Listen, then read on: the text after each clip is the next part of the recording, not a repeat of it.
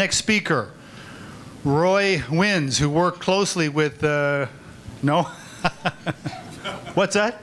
Oh, Wynes, yes, it is, Roy Wynes, who worked closely with Joni in the past, and they both talk highly of each other. But Roy has done interesting work throughout the region, been with ADP for many years. ADP, if you don't know, this is one of the world's largest, or maybe the largest, payroll and HR services organizations. He implements these systems across. He's from Philippines, or from Australia, but new to the Philippines, and but has worked all across Australia, India, Philippines, China, Singapore, and so forth, implementing these systems. He was moved to Philippines because an interesting story about ADP, and like what we're seeing for other organizations, they originally came here to set up their shared services operations. It did fabulously well here at their 2,000, 3,000 or so approaching people. And so they now find that there's opportunities within Philippines for their services. So the single largest client in Asia Pacific now is in Philippines, which is an interesting thing, I'm sure. So Roy and their organization sees a lot of opportunity within Philippines and around the region for these services, and are using Philippines as the base for this. So please welcome Roy Wynes to the stage to give an interesting story about ADP.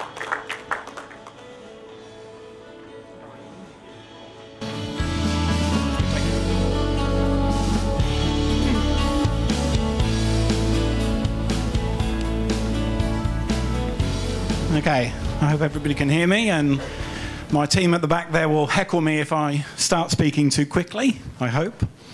So, I guess Joni and Darcy's previous thing is an interesting segue into what I want to go through. Given that ADP is an HR BPO, as Richard has already pointed out, most of our BPO operation here is actually shared service center, servicing our huge client base in the US. It's interesting that Joni's talking about success factors, and also Darcy, because that's obviously also a system that we're implementing. So if you want to go it alone, go with Darcy. If you want somebody to look after you, come to ADP.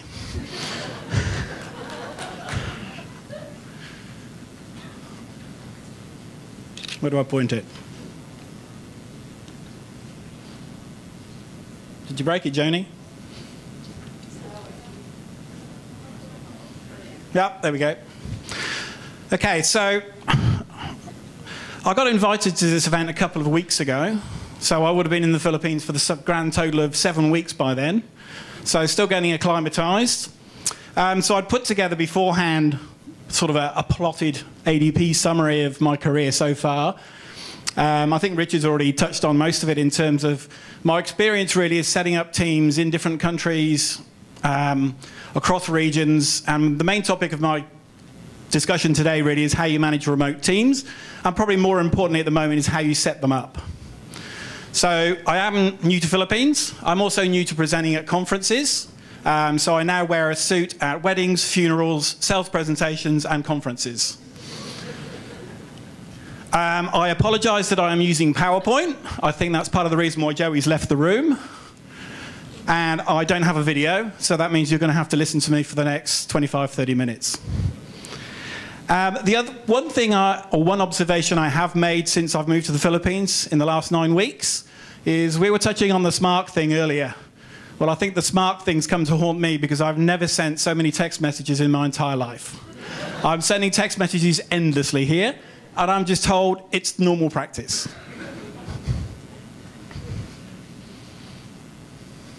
Nope.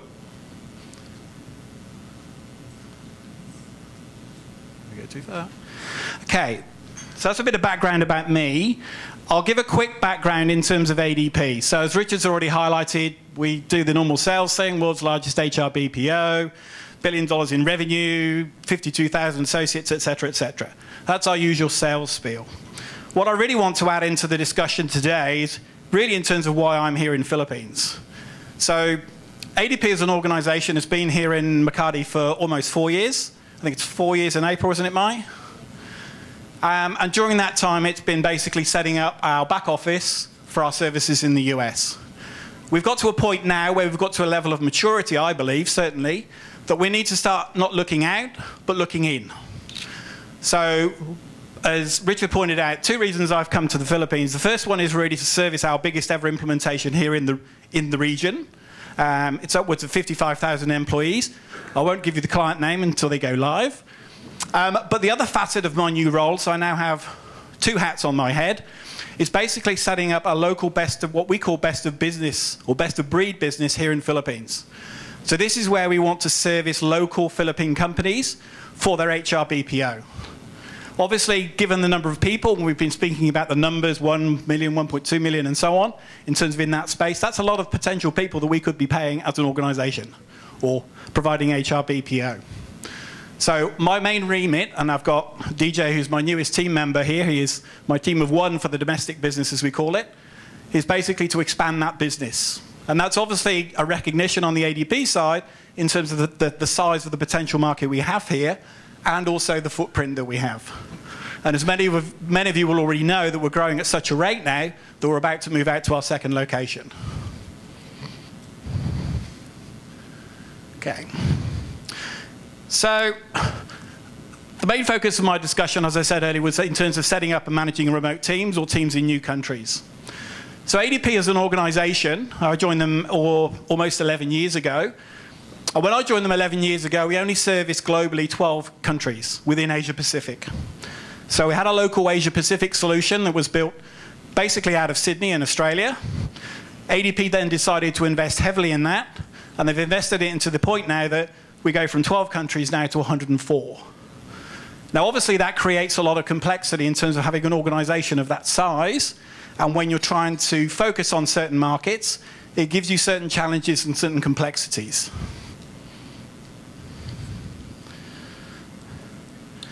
In terms of Asia Pacific, I keep going backwards. That must be because I'm left-handed, and I'm trying to do this with my right. In terms of the countries we service within this region, and basically the countries that I'm responsible for from an implementation perspective, we now service 14 countries. And you can see it's most of the larger employee population countries in this region. And the ones I've highlighted in red, these are the countries where we actually have an implementation presence. So, for example, I've got my entire Philippines team of 3 over there. We also have teams in Australia, a big team in India that's both front office and client-facing and non-client-facing. We have a small team in Singapore, and obviously the first growth market that we really hit was China. So back in one of my early day experiences was to set up both the teams in Singapore, China, and also here in the Philippines.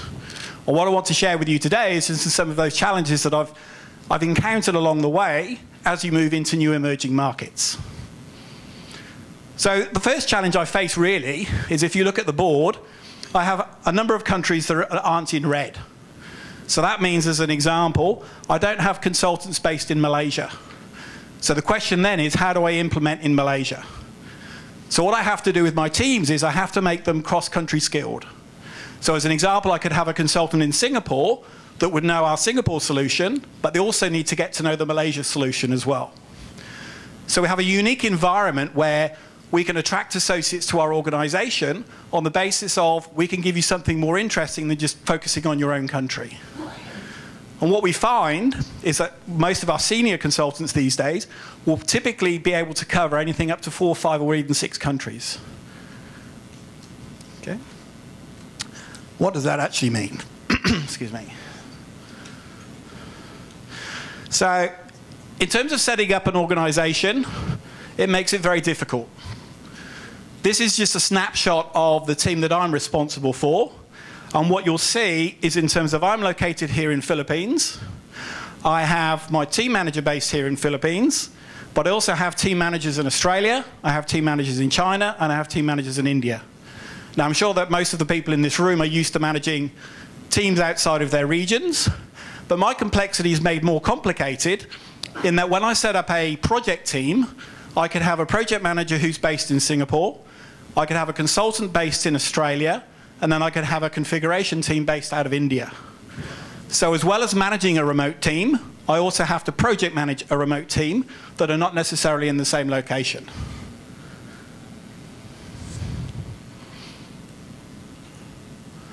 So, considerations. So these are the basically watch points that I've come across in the last 10 or 11 years as I've been setting up these teams. The first one's the obvious one, locations and time zones. Given that most of our back office functions for an implementation are done out of India, if I have a project in Australia, I immediately have a 4.5, 5.5 hour time difference to factor in. I also obviously have the locations, as I said earlier. I have project teams in different countries, which is my next one. So I shall move on. The other challenge I face is within ADP as an implementation organization, we operate across 3 regions. Now, the word ADP absolutely hates is silos, but the reality is we have 3 silos. So I have the Americas, I have EMEA, and we have Asia Pacific. So as an example, the projects we're working on here in Philippines for 55,000 employees, our American cousins are also implementing US and Canada at the same time on the same system. So as well as having to have coordination within my region, I also have to have coordination across the regions, because I need to make sure that the team in America don't set expectations that are different than what we may have in Philippines. The next consideration I've had to factor in is cultural differences. And again, this largely stems from not having resources in each of the countries that we implement. So as an example, if I have somebody from Australia who's going to go and implement in Japan, I have to be very aware in terms of the cultural differences that that consultant needs to have before they go and visit that country. Because the method of doing business in those 2 countries is completely different. Just down to basics like where you sit at the table, how you present your business card, even how you leave the building in the elevator at the end of the day. The next one I have is my resource allocations. So it's all very good having these consultants and teams that are cross-country experience, but really when it comes down to assigning them to implementations, and Joni will back me up on this one from her days of selling the product and me trying to implement it, sometimes it's like a juggling game when I'm trying to assign my resources. I'll throw 3 balls up in the air, and the first one that comes down is the person that gets assigned. It really is a complicated business. We've got better at it in terms of using tools now to help us. So we spoke earlier in terms of automation to help our business. That's one area we've really focused on to be able to enable us to do that. Whereas before we were using the lovely Microsoft Excel to do our resource allocations, now we're actually using a specific resource scheduling tool to manage that process. That means my team managers can focus more on team managing than messing around with resource allocations. The next one, and this is a personal headache for me, is dotted lines and reporting relationships. Anybody in this room that works for a large organization knows there is no such thing as a single reporting path. So as an example, I have a manager here based in Philippines. I also have a manager based in Australia that I report to, and I have a GM in Singapore that I also report to. So depending on what time of day it is and what I'm doing, depends on who I'm actually reporting to. It's okay when it's somebody at, say, my level, but when I have my team managers having similar conflicts, so for example, Mike can probably testify to that in terms of when we first set the Philippines operation up, is having dotted reporting lines makes life more complicated.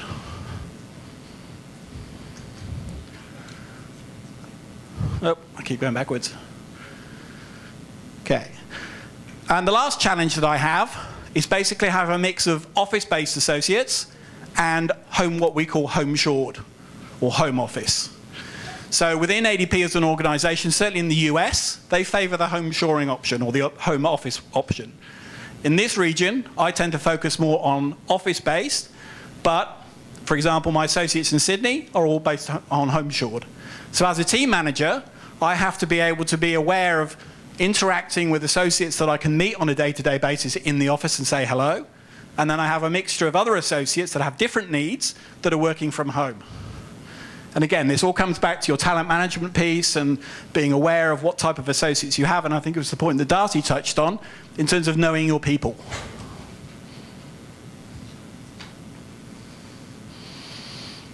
So the next thing was in terms of building new teams. So this is a lesson I learned when I first built a team in Singapore, and then the next team I built was in China. Now, in terms of following the same approach, I largely did that, but I also had to be aware of cultural differences. So we keep talking about millennials. In China, I have to deal with Gen Ys, who have different career aspirations based on the people that I'm recruiting than, say, people I'm recruiting in Australia. So again, it's something else I need to factor into the mix. So ADP's approach has always been very cautious and prudent. Archetypal American company, they won't take big risks. So our approach is when we go into a new market, and Philippines is no exception, is we'll start off small and build up slowly. So in terms of my international team that's based here, I have 3 people here at the moment, and that's probably going to plateau, because at this point in time, that's all I need. My next challenge is going to be the domestic business that we set up, and making sure that I can build that team in line with the way that hopefully the business will come in. And this is probably where I'll take exception to Barker's comment about the growth of HR BPO being between 2% and 4%. I would hope, from my perspective, I'm going to see a bigger growth than that. But obviously, that's just a localized example. The other thing that I always highlight, and it's always a personal value to me, and again, it's something that Darcy touched on, is try to promote within. So with the exception of one team manager that I've appointed in 10 years, all of my team managers have been internal appointments. And obviously the reason for that is, A, experience, they have the knowledge, and hopefully they have the skills. And the only time I had to go external was when I couldn't fulfill those criteria. And I had to take a long, hard look at myself and say, well, why didn't I have people in that location or prepared to move to that location who had those skills? Then the last piece is the way that I build the teams is we gradually grow and develop them. So again, it's an incremental process. So as an example, Mai was my first associate here in Philippines. Started off just by herself. She now manages the team here in Philippines, as well as my team in Singapore. It's all part of personal growth and development. Again, talent management.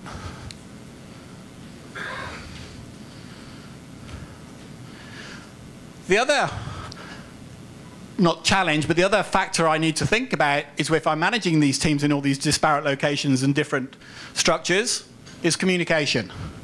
And this is obviously where technology has become an enabler. So I remember, I think it was 9 or 10 years ago, when in ADP in Australia, we implemented a chat system called Jabber. It really changed our business overnight because it made it so much easier to just communicate with people without necessarily having to pick up the phone and stop what you're doing. The thing with something like Jabber or Link, it enables you to multitask. So you could be having a conversation with somebody on one hand and actually doing your job on the other. Obviously, the other communication methods are still used and still important. Obviously, email is still very important. I still put a big focus on the phone because there are a lot of things you can't get when you write something down that you can get when you can infer something over when you're speaking to somebody. The other important point you have to bear in mind is if you're managing teams remotely or people remotely, you need to have regular contact with them. So you have to make the time in your calendar to make sure you speak with them. You have to make them feel valued, and you have to make them feel as though you know that they're there and they're not just there on their own. And then the last thing we always try and promote is obviously the periodic site visits. So coming to Philippines, going to China, going to Singapore, and so on. With the nature of our business, that's a bit easier because I can usually tie in with a client trip. But always, obviously, that face-to-face time is very important. So I always make it a personal thing of mine. If I go to China, for example, I'll meet everybody on my China team just to say hello.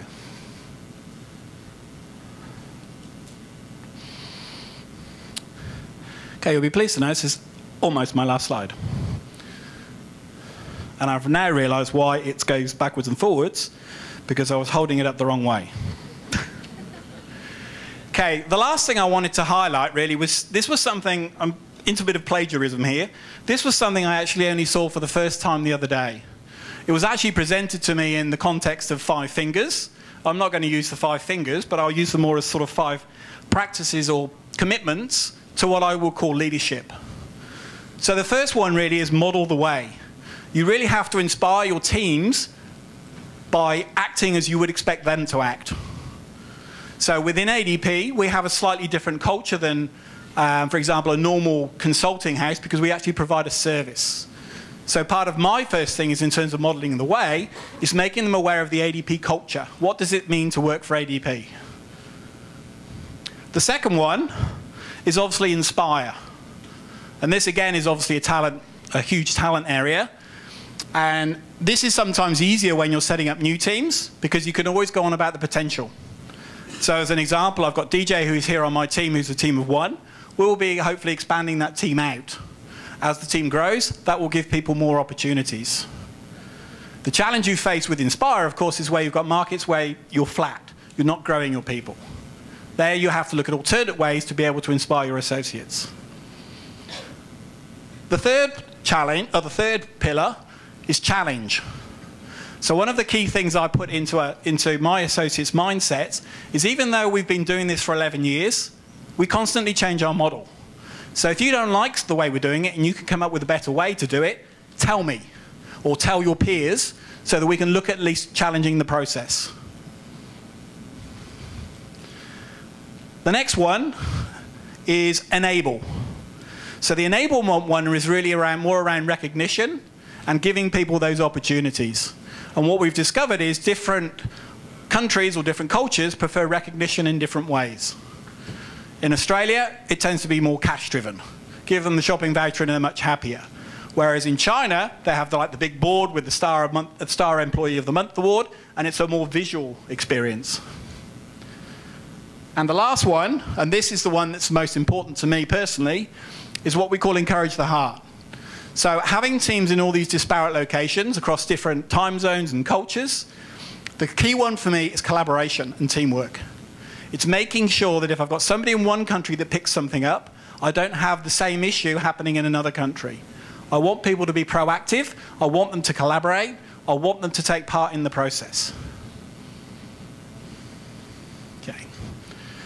So this is my final slide that just says thank you. But just in terms of wrapping up, I guess the message I've got away from this conference, from certainly listening to the guys in the morning, was around the automation piece.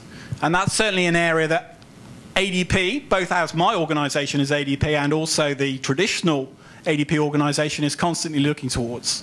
Because obviously if we can automate things, we can remove some of the less productive or the less interesting tasks, and we can enable them to be focused on more interesting or more strategic tasks. So, thank you very much. Very good.